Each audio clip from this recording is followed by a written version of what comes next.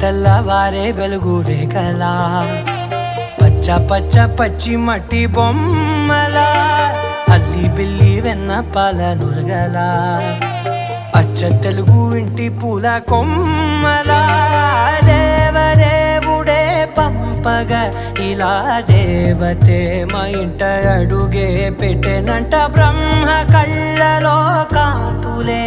మా అమ్మలా మా కోసం మళ్ళీ లాలి పాడేనంట.